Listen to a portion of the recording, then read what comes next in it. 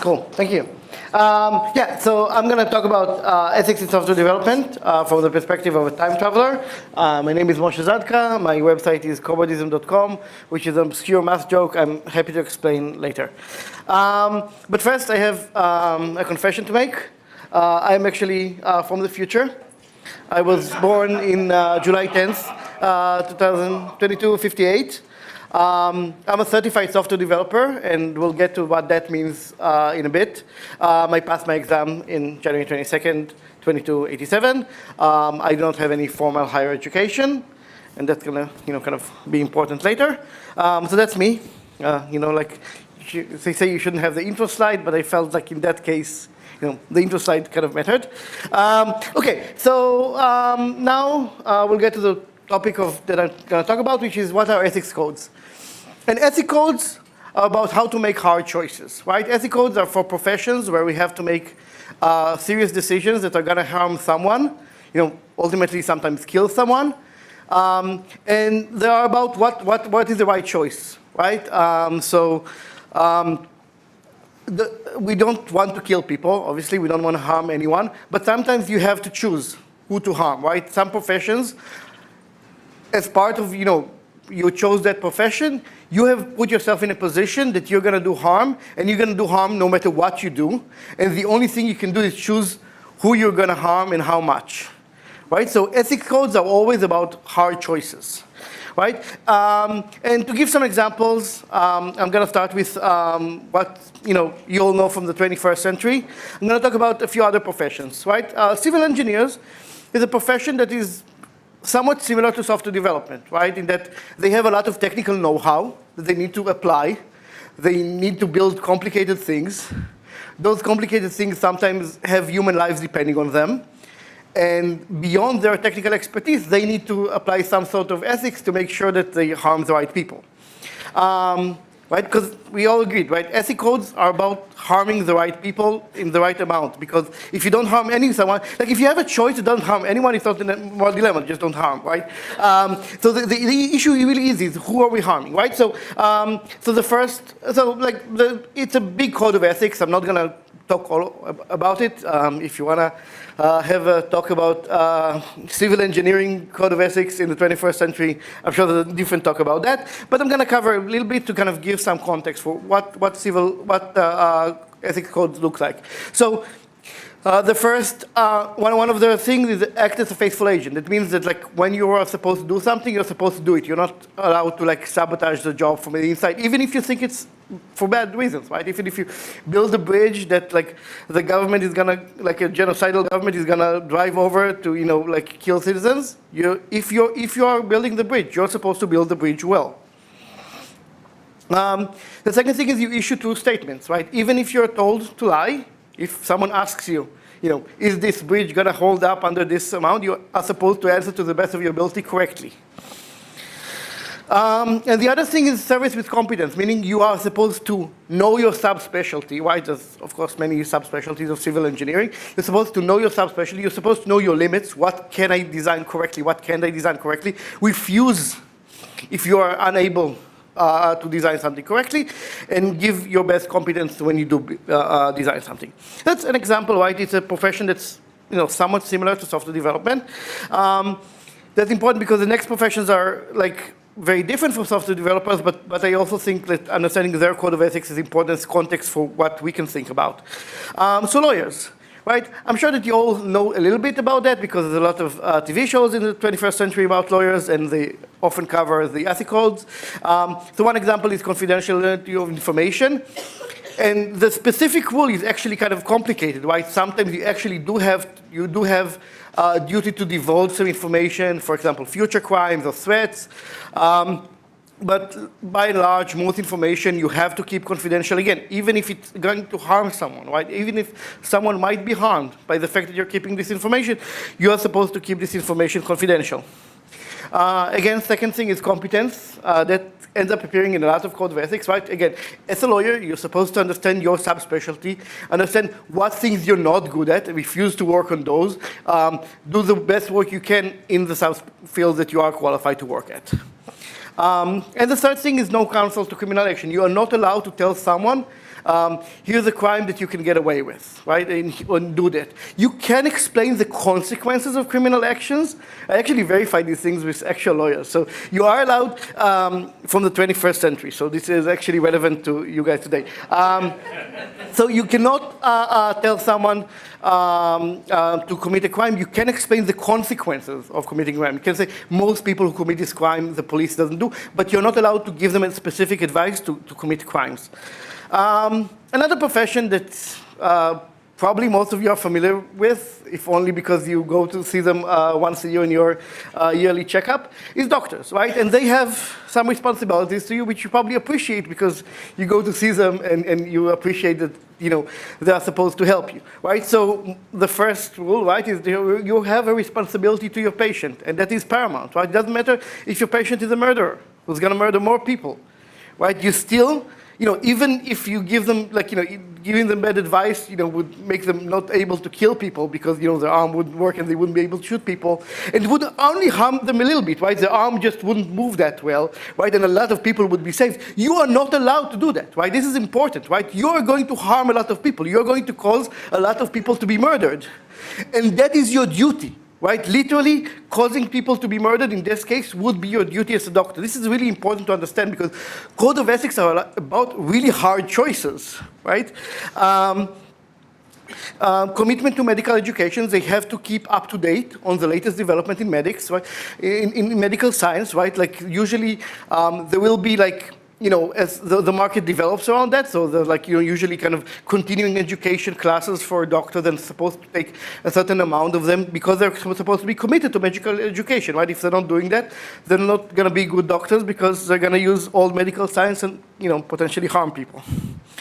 And the other thing is we report physicians engaging in fraud. And the reason I find that rule interesting, right, I try to give examples of rules I find that showcase some aspects of professional ethics, right? The reason I find, because fraud is obviously illegal. But as a person, right, as a non-doctor, right, if someone, next to you is engaging in fraud, it might be a good idea to report them. But it is not your legal duty. You do not have a legal duty to do that, right? This is above and beyond the law, even though it's related to the law, right? Other physicians who engage in fraud know that other physicians are, well, they're not legally bound to report you, they are ethically bound to report you, and they will get their license revoked if it turns out that someone was engaging in fraud and they didn't report them. Or even if they knew that they thought someone engaged in fraud, even if they weren't actually engaged in fraud, right? There was no crime happening. But if they did not report it, they can still get barred from practicing medical license.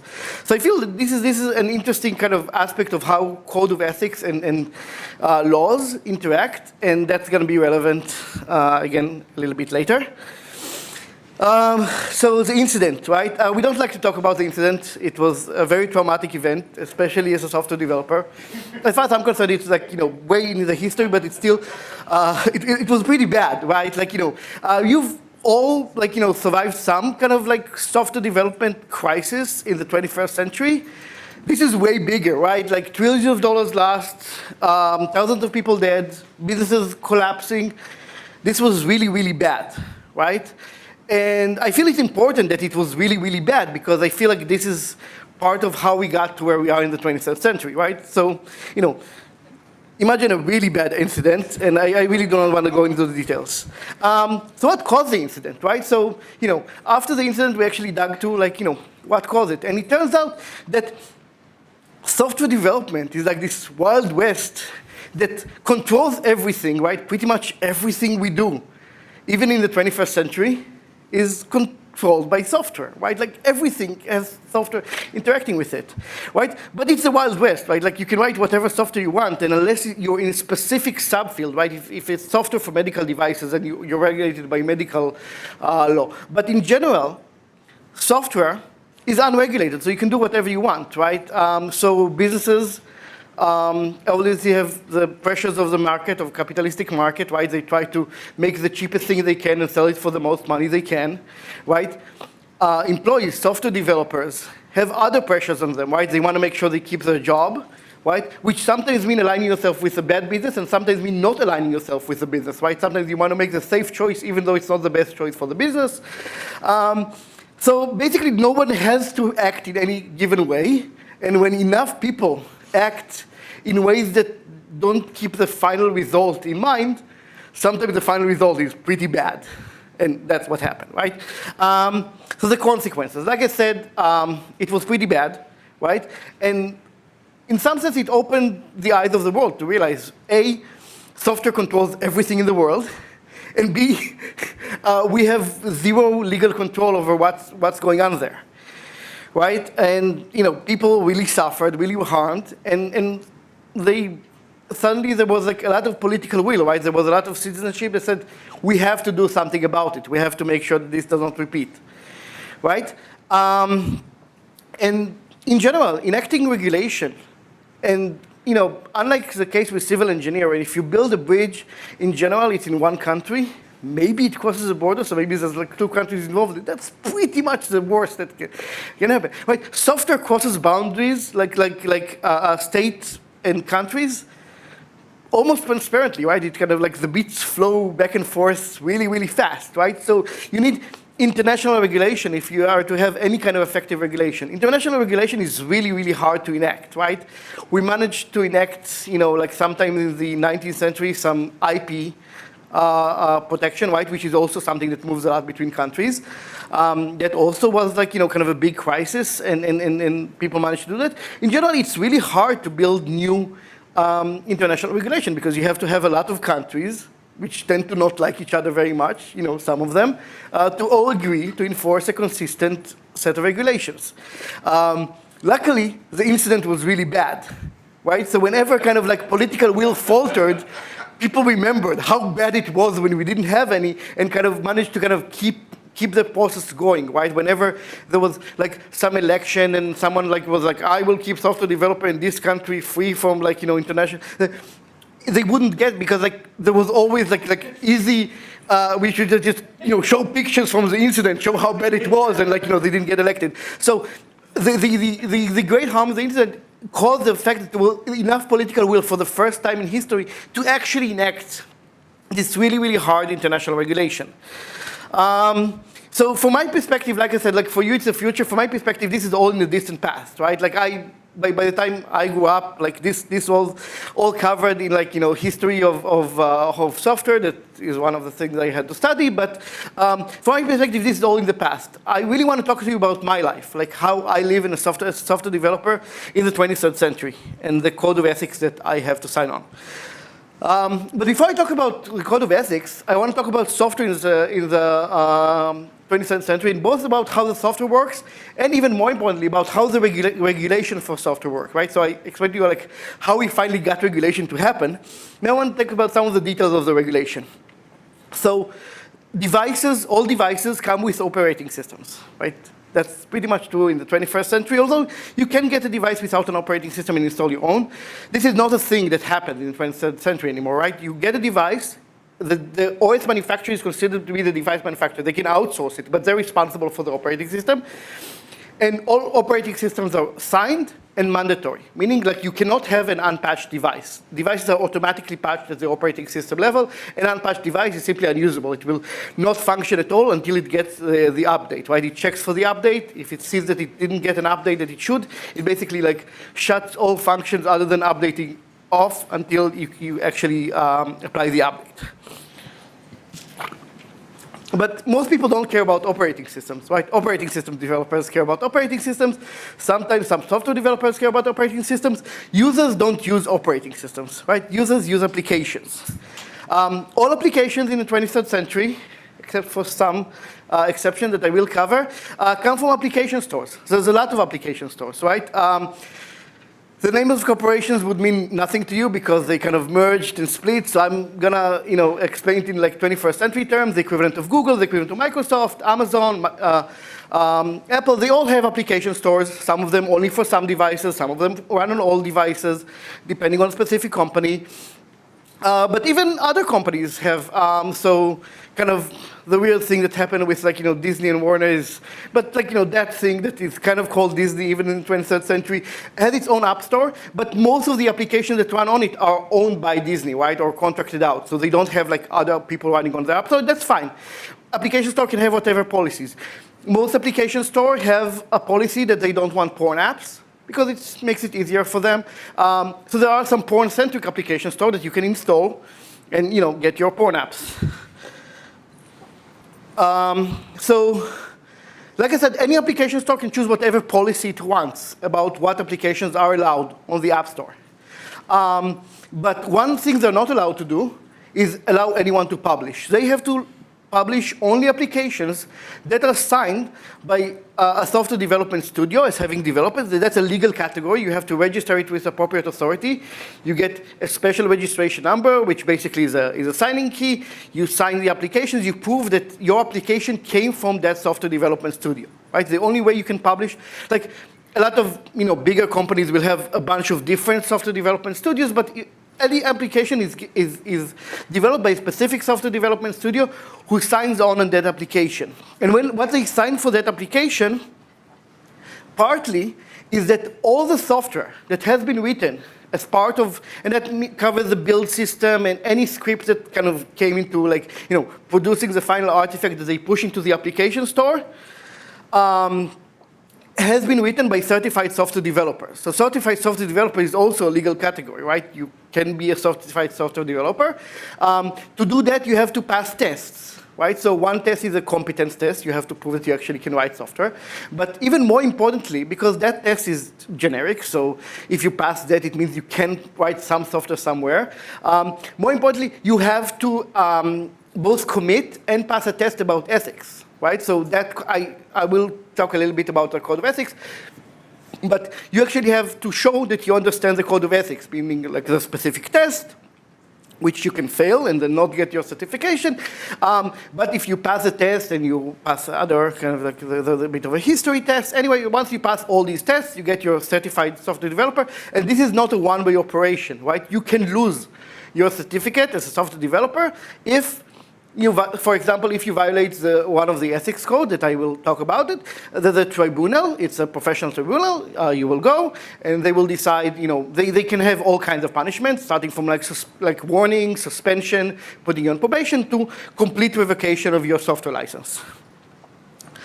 So you're probably asking, well, I like to teach my kids how to code, right? I don't want them to be a certified software developer. Right? When I was a kid, I learned how to code. How do I teach people how to code? Well, you can do hobbyist coding, but there are limitations. Almost all devices have a big switch, sometimes physical, sometimes logical, which puts them in hobbyist mode. In hobbyist mode, you can publish any application to that. It doesn't have to be certified. However, most external services will not work with your device when it's in hobbyist mode. Right, like your device signs, the connection, and without the signature that this is a device not in hobbyist mode. Some specific websites are meant to work with hobbyists, so they'll put rate limits or maybe work completely. That's the choice. But most things, like your bank, will not work with your device if it's in hobbyist mode.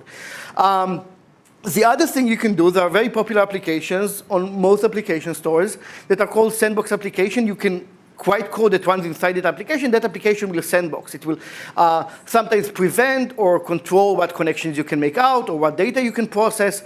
So in general, these are applications that are really hard to approve, right? Like, most application stores will force you to go through extra hoops to prove that you cannot kind of escape from the sandbox and you cannot do evil things inside the sandbox. On the other hand, they're very, very popular because a lot of people want to learn how to code. So there's a balance and there's enough sandbox application that you can end up. So you can practice coding, but you end up not being able to touch the world when you're in hobbyist mode. So that's about app stores. Now, some laws that govern software. So one important law is privacy law. The privacy law is, in some sense, weaker than some of the privacy laws that exist in the 21st century. All it says is that you must have a privacy policy. That privacy policy must be clear. And the specific definition of clear is if it's easy to misunderstand your policy, then the misunderstanding is judged in the way that limits you the most.